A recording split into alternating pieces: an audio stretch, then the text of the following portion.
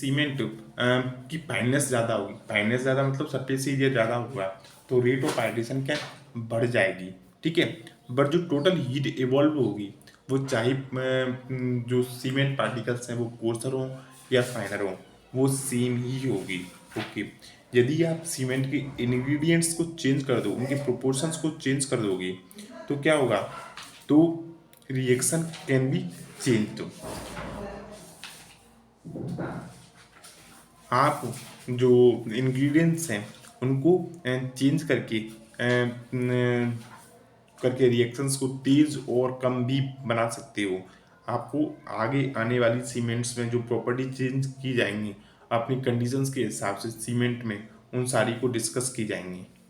अब water requirement for hydration, तो chemically reaction के लिए जो वाटर की रिक्वायरमेंट होती है वो 23% होती है या 24% होती है, और जो 50% होती है वो होती है किसके लिए, जेल वाटर रिक्वायरमेंट। तो बाउंड वाटर रिक्वायरमेंट होती है 23%, 15% होती है gel water requirement. Chemically reaction मतलब कंप्लीट हाइड्रेशन के लिए वाटर की रिक्वायरमेंट, जिससे क्या है वो कंपाउंड्स बने, बोक्स कंपाउंड्स। ओके, और ये बाउंड वाटर क्या है, ये जो स्ट्रक्चरल वाटर जिस तरीके से मिट्टी में पाया जाता है उसी तरीके से ये बाउंड वाटर रिएक्शंस में ही सीमेंट में स्ट्रक्चरल प्रॉपर्टी में चला जाता है। इसे आप ड्राई करके बाहर नहीं निकाल सकते हो। जो 50% वाटर रिक्वायरमेंट होती है वो रिक्वायरमेंट होती है for filling the gel pores. यदि आप ज़्यादा पानी मिला दोगे सीमेंट में तो उसके कारण क्या हो जाएगा, जो कैपिलरी कैविटीज की फॉर्मेशंस होगी, और कैपिलरी कैविटीज की फॉर्मेशन से क्या है, स्ट्रेंथ कम हो जाती है।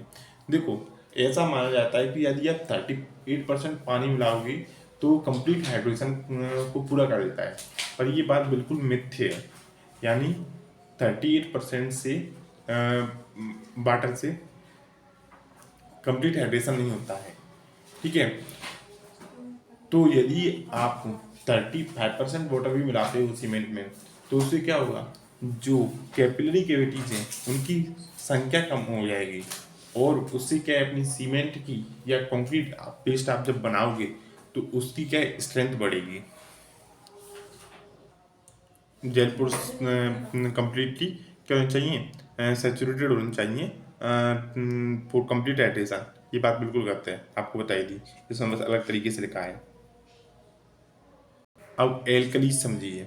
ओके, तो ये जो एल्कलीज हैं वो प्राइमरीली क्या है, सोडियम और पोटेशियम हैं, जो सीमेंट मैन्युफैक्चरिंग के दौरान फ्यूल से, सेल से, क्ले से अपन को मिलती हैं सीमेंट में।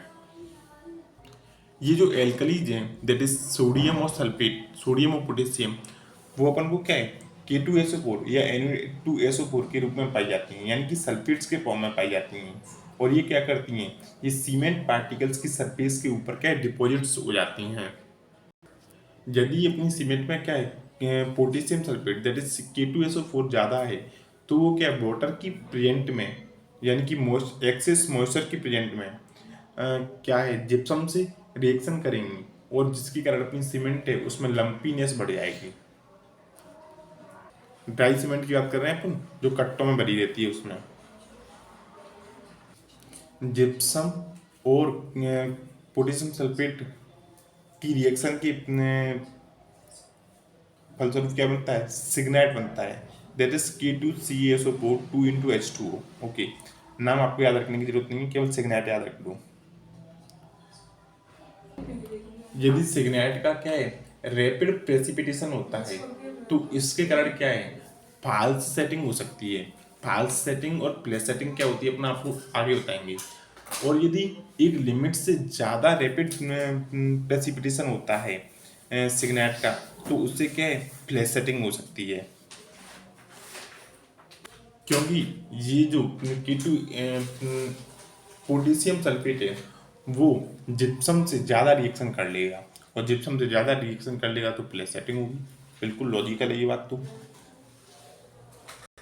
देखो, प्लेस सेटिंग में क्या होता है, तो प्लेस सेटिंग का मतलब ये है कि बहुत रैपिडली प्लास्टिसिटी का लूज होता है ऑफ सीमेंट की प्लास्टिसिटी का बहुत जल्दी लूज होता है, और जो हीट है वो बहुत जल्दी जल्दी एवोल्यूट होती है।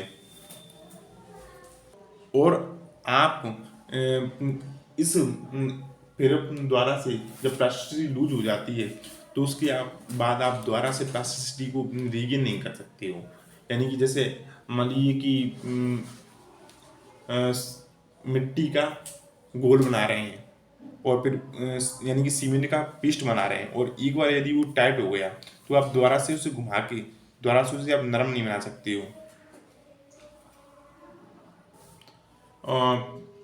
और पॉलिश सेटिंग का मतलब ये है कि रैपिड हार्डनिंग होती है अपनी सीमेंट पेस्ट की।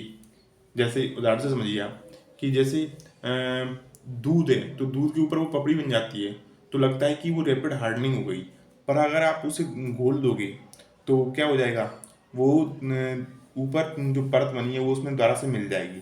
तो यानी कि इसी तरीके से यदि आप उस पेस्ट को भी दोबारा से घोल दोगे तो उसमें क्या आ जाएगी, प्लास्टिसिटी आ जाएगी। फॉल्स सेटिंग का मतलब ये है।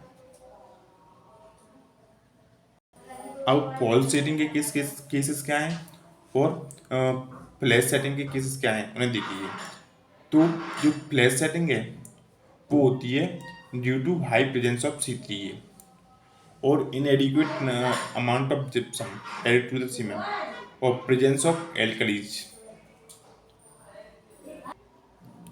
फाल्स सेटिंग होती है किसकी वजह से, जो क्लिंकर्स हैं उनको अपन जिप्सम के साथ क्या है हाई हीट में मिक्स कर दें तो क्या होता है, जिप्सम हेमी हाइड्रेट बन जाते हैं जिप्सम डाई हाइड्रेट की जगह। ठीक है। और यदि एल्कली प्रेजेंट है सीमेंट में तो भी फॉल सेटिंग हो सकती है। यदि लो C3A है और हाई जिप्सम है तो भी फॉल सेटिंग होती है। यदि आप कुछ एड मिक्सचर्स जैसे कि लिग्निन सल्फोनेट मिला दो, जो क्या है वाटर रिड्यूसर्स होते हैं,